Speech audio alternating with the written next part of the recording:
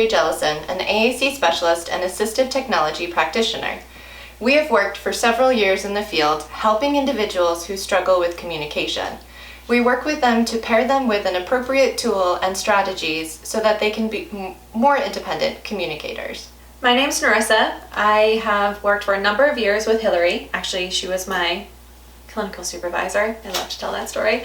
I'm a speech pathologist and assistive tech practitioner, working and specializing in AAC. And as Hillary mentioned, a lot of what we do is direct work with individuals. We also do consultation to team members. We do some trainings. And what we're hoping to do today is share some of the tools and strategies and ideas that we have found to be most successful in the long run. And we're hoping to do this in some really dynamic ways and to help you just leave with a greater sense of how to better support individuals using augmentative communication. And so together, Hillary and I, we're Communicare, and we're excited to bring this training to you. So one of our huge successes, and where we really get to kind of get that hands-on training and learning and trialing those different strategies that we feel are successful, is our AAC summer camp. And so we have students from a variety of school districts that come and join us, and ranging from abilities and strengths. And so we get to try things and really see what works and what doesn't. And so we're going to share some of our video and some of our successes with you from summer camp during this training. So what is communication?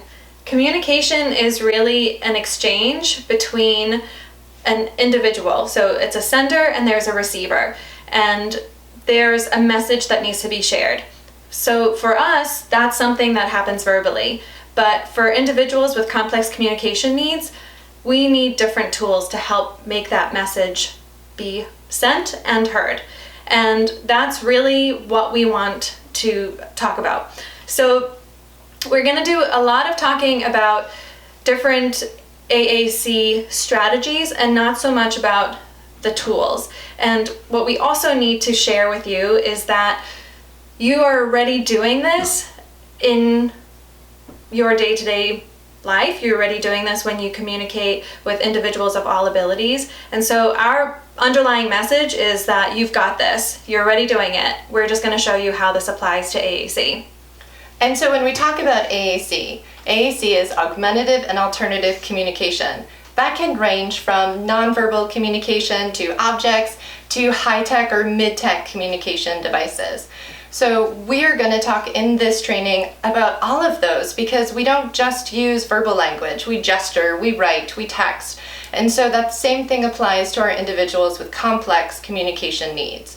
So when we're talking about implementing the AAC, we need to make sure that we're including that huge range of communication strategies and tools into the plan or the implementation map for how is it going to go forward.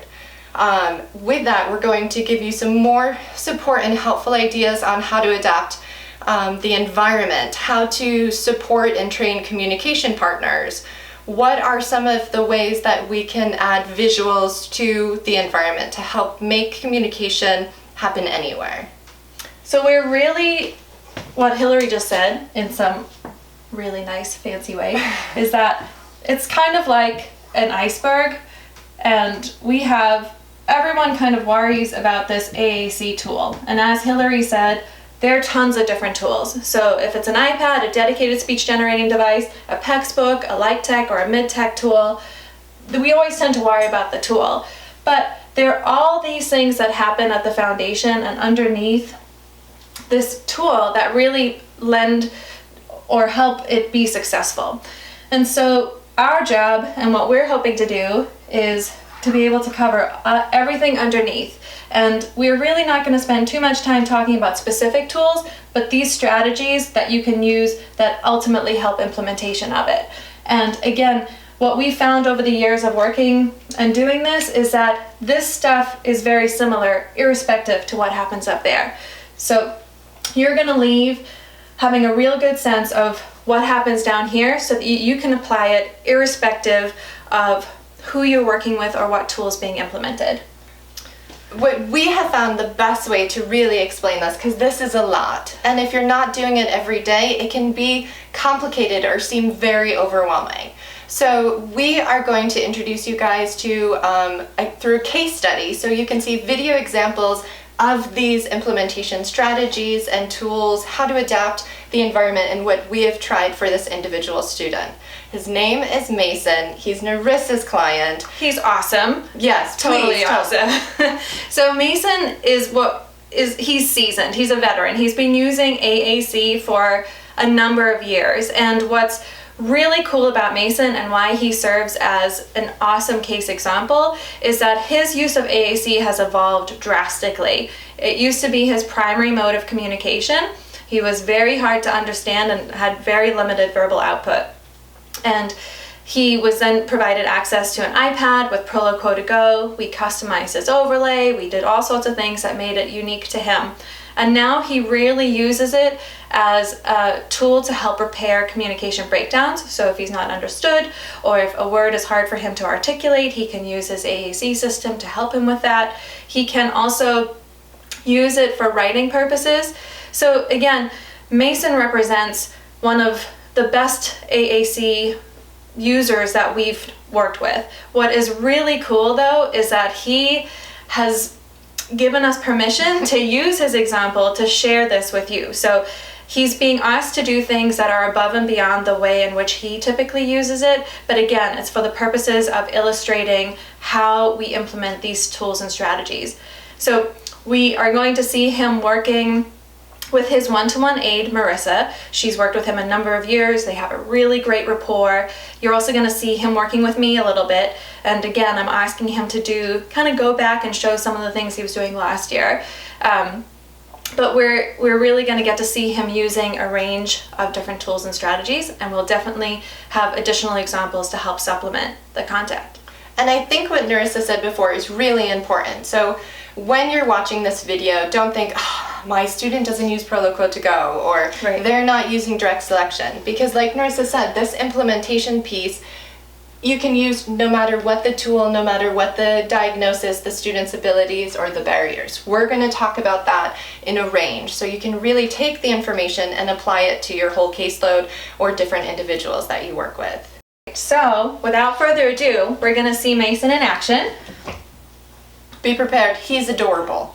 And his mom's awesome too.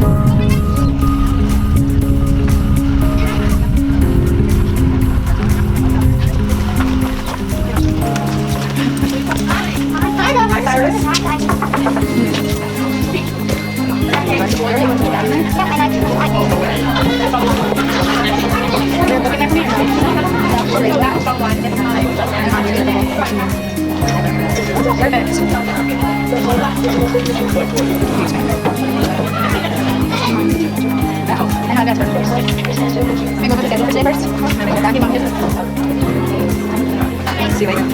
Fix that hair yours. See you later too. Are you guys have a good day? And then we're going to roll over. And then probably come back for morning meeting. And then we're going to have matching. And then we're going to eat lunch. Draw the line. We're doing first already tomorrow. Alright. So look ready. I got you. Remember the duck game and the frog game? Which one would you like to play? The frog game? Alright, come on, let's go.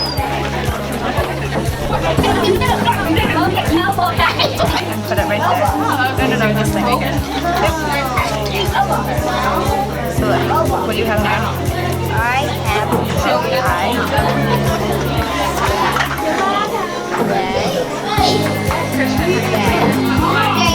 Wow. There you go.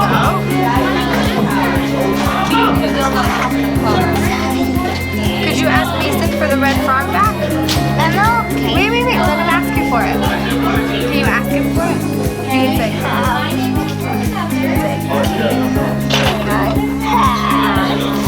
can what? Who? Can Miss Marissa have the frog? Oh, so can have Can you have the red one? There you go. Nice job, Cyrus. Look at my... Look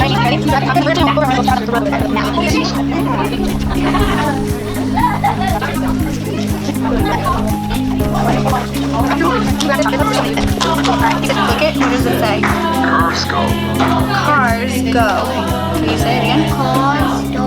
Nice job. You ready? Can you erase it? We're gonna start a new one. Find that one.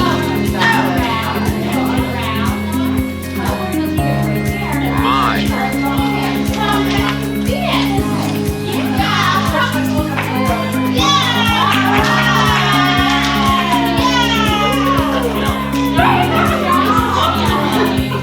Just one. You just hit it. Yep. Car. Can I turn the volume up on this really quickly so we can hear it a little bit more? Whoopsies. All right. My car. Do you know where that word is?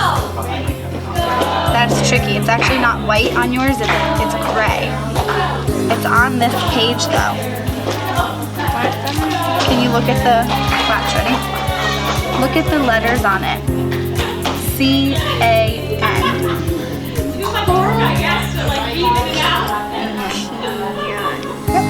Do you know where that word is on your chalker? Look, these are your gray words. Which one is it?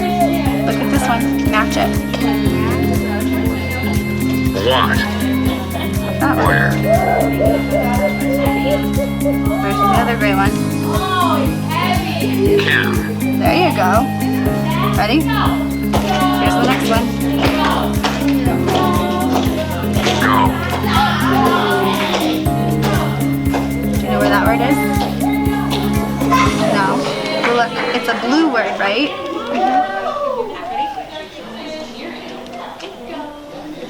And then look at him.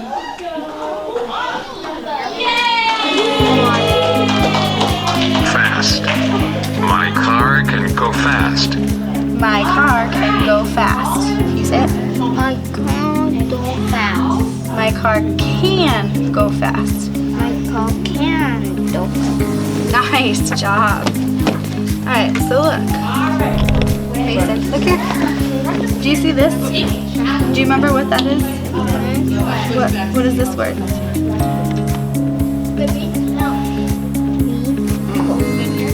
My car. Oh, nice. That one.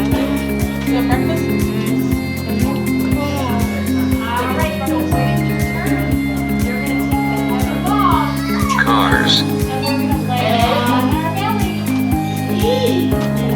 Do you remember? It's a gray word.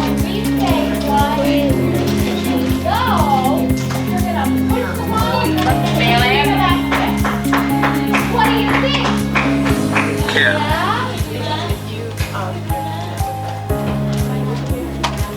Go.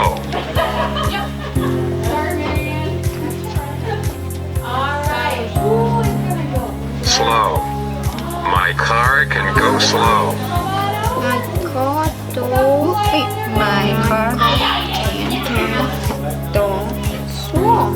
My car can do slow. Nice job, Mason. That wolf shake his shoes.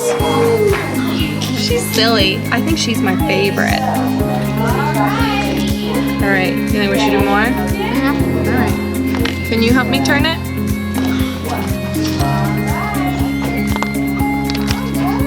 Perfect. Do you think we should read? And who do you think that is? That ninja wolf. The big-legged ninja wolf? Wolf. Oh, do you think he's scary? Yeah. All right, let's find out. Soon after, the wolf paid a visit to the little straw house of Pig 1. Stay out of my hut or I'll kick your big butt. I'm telling you, you'd better run. Oh, we're gonna do some more? I love it.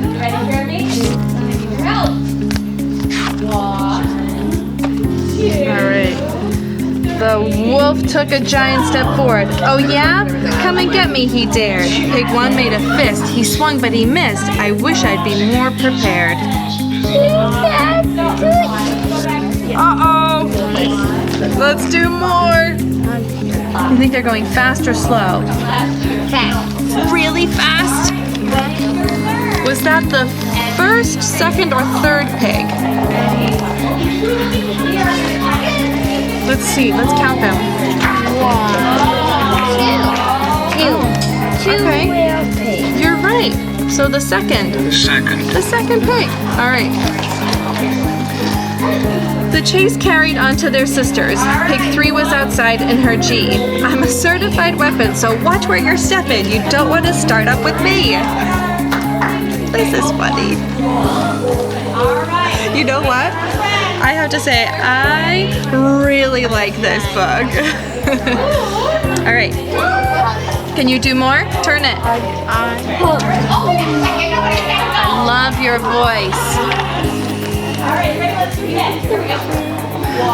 Pig 3 faced the wolf and bowed deeply, for ninjas are very polite. Quit huffing and puffing, and I'm not bluffing. I'll warn you, I'm willing to fight. Ooh.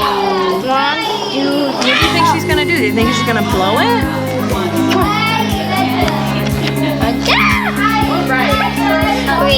All right, so hold on. Is this the first, second, or third pig? Okay, so the third. Third. Yeah, I love it. So wait, you know what we can say? She is third. Oh. She is third? Third. Yeah? All right. Eat your breakfast. All right. She then gave a swift demonstration with backflips and butterfly kicks. The wolf looked quite shaken, but hollered, "Yo, bacon, I'm not all scared of your tricks." Gold. Orange. Silver. Light orange.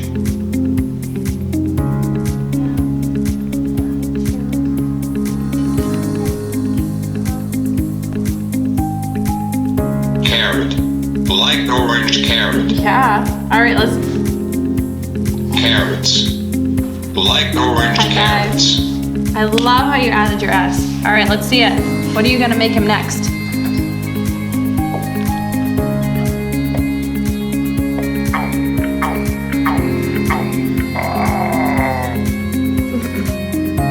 He.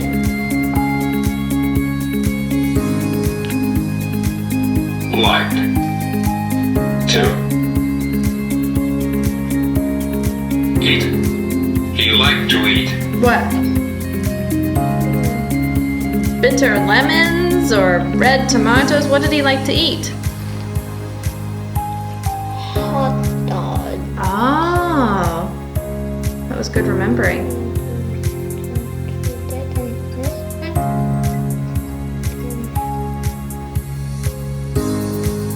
Sausage. Oh, sausage. Kind of mean the same thing. Let's hear it. He liked to eat sausage. That was perfect. Mason, Yes. hey, I have a question. Yes. Do you think that this tomato is gonna be delicious or awful? You think he's gonna think it's delicious? Okay, let's see. Oh, mid. No, he said it was awful. I don't think your monster likes. Oh, he said it's awful.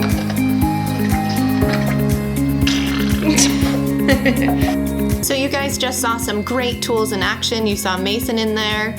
Just want to remind you guys, as a disclaimer, you heard some of his great verbal language. And so we're using the video for you to see the different tools, the interacting using the Lite-Tech to high-tech, and implementation.